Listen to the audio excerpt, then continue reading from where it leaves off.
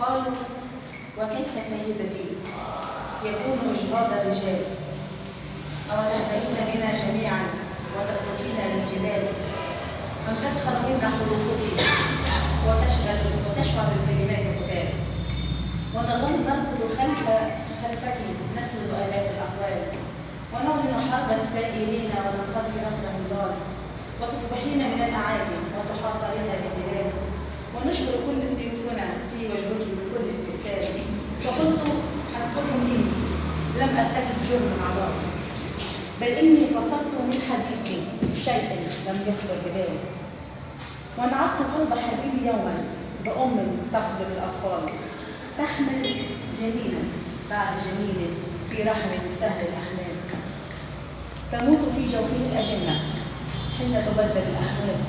أما الجنين فهو الغرام وثبوته أمر محال، وأما الرحم فهو قلبي لا يعرف بالصفر مجال، يعشق كل لحظ أنثى ويصنع منها به تمثال، ويوهمها أن بداخله عشقا قد فاق الخيال، فتحلم دون تأني وترغب بجنون الأفعال، وتظن أن الحب سيولد في هذا القلب المحتال، ويعيش كطفل كصبي ويدوم شباب وأجيال، تتنعم فيها بأوهام تفوق حدود الأمثال، وتنتظر ميلاده فوق فراش لا يقال، وحين تفيض تجده سرابا يسقي لراغبه الإذلال.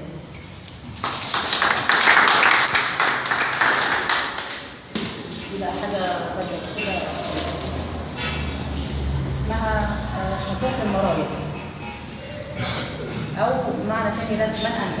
أنا عملت لها عنوان دول، فحضراتكم تختاروا من أنت ولا حقوق المرايا. لماذا أراك بمكر الثعالب؟ لماذا أراك بوجه الذئاب؟ وأبصر فيك ذات المخالب، فيخفق قلبي ويهوي دعائي، ويدنو من العين وهج المآسي، فتغرق في دمعها الأهداب. لماذا يراك غدري ولي من الأولياء أمير الشباب، يقولون سطرا يهيمون سحرا، لكم أنت بحر كثيف الشعاب. أنا في حجرك طفل صغير أريد الحنان وأخشى العذاب، وطفل يجذب طرف ردائك ويطلب منك كل السحاب،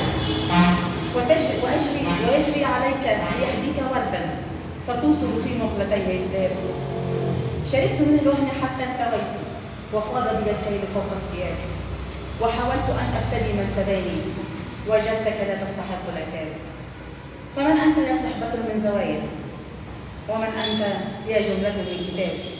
متى ستؤدي حقوق المرايا لتشهد عينك في عرض الحساب، وتطلق قلبي وكل السبايا، وتؤمن يوما بعد كذا.